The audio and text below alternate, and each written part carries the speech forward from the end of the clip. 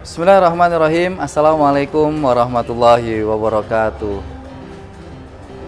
Berbicara tentang sebuah kenikmatan bagi seorang yang telah dikaruniai segala kenikmatan dalam kehidupan, kebebasan, keterbukaan, dan kenikmatan-kenikmatan yang lainnya, maka menjadi sebuah rasa syukur itu niscaya untuk diwujudkan.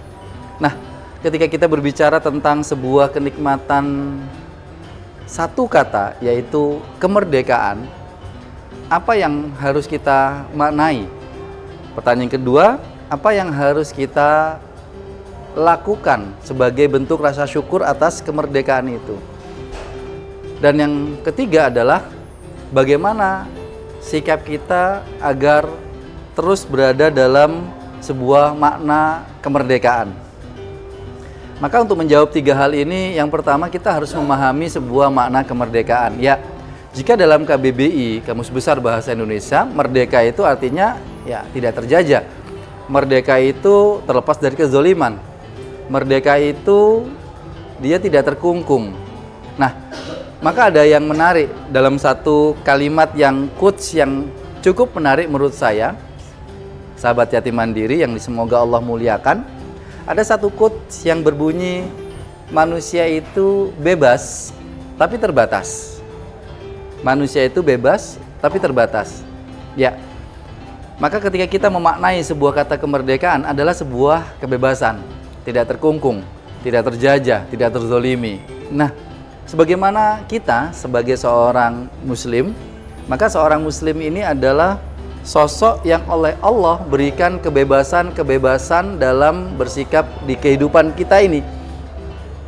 Kita bebas dalam berikhtiar, kita bebas dalam bersikap, kita bebas dalam menyiapkan segala sesuatu untuk bisa kita nikmati dalam kehidupan ini. Maka ketahuilah ketika Allah hadirkan kebebasan itu, kita adalah orang yang merdeka, bebas.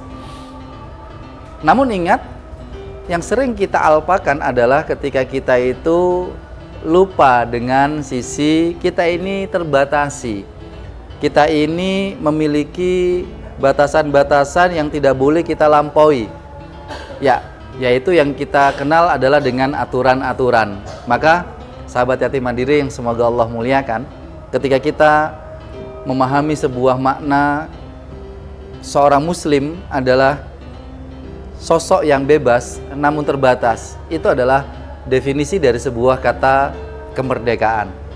Nah, yang kedua, bagaimana kemudian kita bisa menyikapi sebuah kehidupan dalam dimensi kemerdekaan? Bagi seorang muslim, tentunya hidup ini selalu memiliki batasan-batasan karena kita adalah hamba Allah. Kita adalah hamba Allah. Nah, hamba ini adalah sering kita sebutkan sebagai sebuah analogi antara tangan di atas dengan tangan yang di bawah. Hamba itu adalah adanya kholik dan adanya makhluk. Hamba itu adalah adanya Maha Pencipta dan adanya hamba tersebut. Maka posisi kita adalah posisi yang harus selalu sadar kalau kita adalah hamba. Yang menjadi pertanyaan adalah bagaimana saat kita sebagai seorang muslim yang kemudian menyadari sebuah kenikmatan dari kata hamba itu adalah sebuah makna kebebasan. Sahabat yatim mandiri yang semoga Allah muliakan, ada sebuah kalimat yang menarik yang disampaikan oleh Ibnul Qayyim Al-Jauziyah, bahwasanya haribu min riqqil ladzi khuliqulahu. Ketahuilah, mereka yang ingin membebaskan dirinya sebagai seorang hamba, mereka yang lupa dirinya adalah seorang hamba, maka mereka akan tetap menjadi seorang hamba dari min rilqis nafsu wasyaiton. Dia akan menjadi seorang hamba dari nafsunya.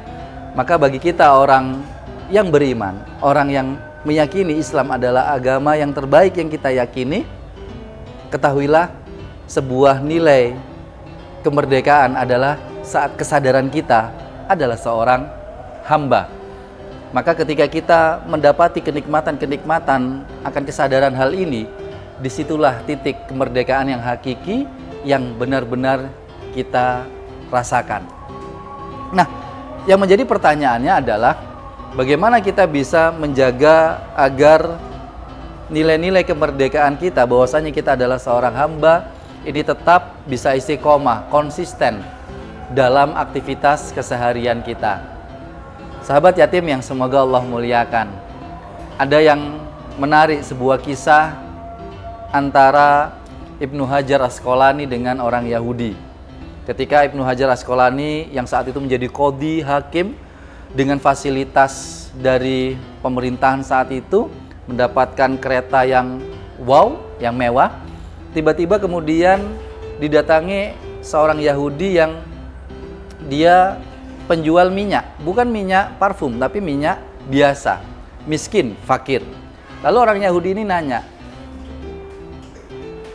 "Ya Syekhul Islam, wahai Syekh, bagaimana pendapatmu, anta zu'umu anna nabiyuka sallallahu alaihi wasallam, bagaimana engkau memiliki pendapat terhadap sabda nabimu yang mengatakan dunia ini adalah penjara bagi orang mukmin, ad-dunya sijnul mukmin wal jannatu lil kafir, dan surga untuk orang kafir."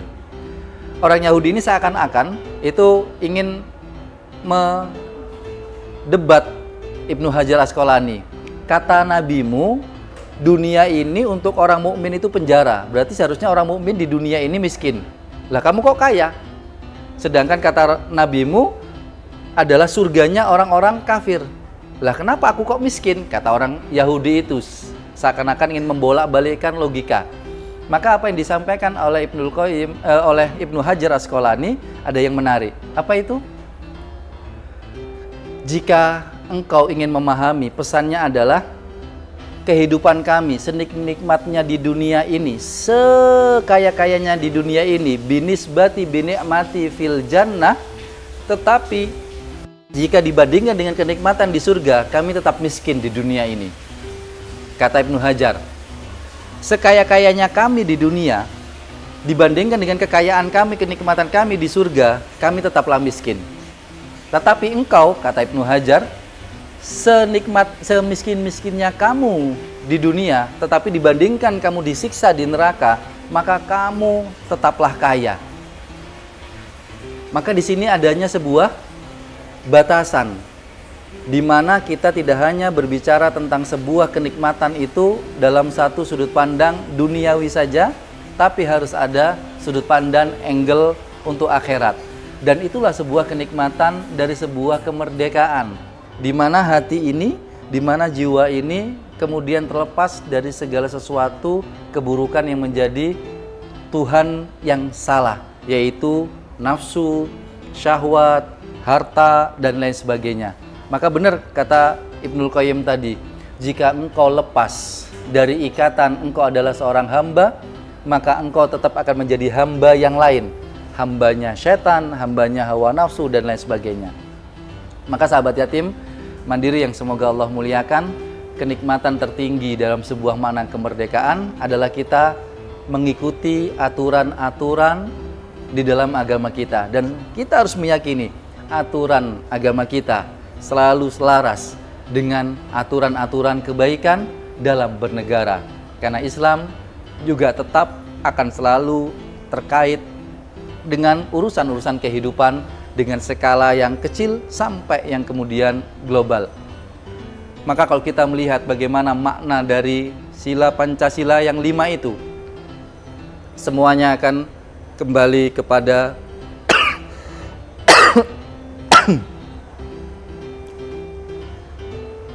jika kita melihat dari Pancasila, makna sila yang pertama sampai sila yang kelima, semuanya selaras dengan aturan Islam. Maka kenikmatan kita dalam kemerdekaan ini, bagaimana kita menyelaraskan diri kita untuk selalu menyadari diri kita hamba. Yang kedua, kita gunakan hal itu dengan mengikuti aturan-aturan yang telah agama tetapkan. Dan yang ketiga adalah tentunya aturan agama kita selalu simultan, selalu berkelindan, selalu selaras, selalu menyambung dengan aturan-aturan di dalam agama kita dan negara kita ini. Maka sahabat Yatim Mandiri yang semoga Allah muliakan, di momentum kemerdekaan Republik Indonesia ini, kita harus semakin meyakini segala apa yang kita lakukan sebagai wujud kecintaan kita kepada bangsa kita dengan kemerdekaan ini, dengan perjuangan ini, maka di situ sebuah amanah harus selalu kita jaga. Amanah apa? Kesadaran akan sebuah diri hamba Allah. Yang kedua, kesadaran bahwasanya kita adalah warga negara yang tetap memiliki batasan-batasan dalam bersikap, bertutur kata, bertindak tanduk, dalam berinteraksi. Dengan itu, insya Allah kita menjadi sosok yang baik dalam lingkup masyarakat, dan dengan itu kita memiliki potensi untuk mampu memberikan warna dalam kemerdekaan bangsa kita, menjadi warga yang terbaik, dan tentunya menjadi hamba Allah yang terbaik pula. Saya Heru Kusuma Hadi berharap pinta kepada Allah, semoga Allah jadikan kita hamba yang mampu selalu mengikhtiarkan yang terbaik untuk diri, untuk masyarakat, dan untuk bangsa. Dan semoga kita juga dimaukan oleh Allah untuk selalu terjaga dalam kebaikan berbangsa dan bernegara. Merdeka. Bitaufikillah. Assalamualaikum warahmatullahi wabarakatuh.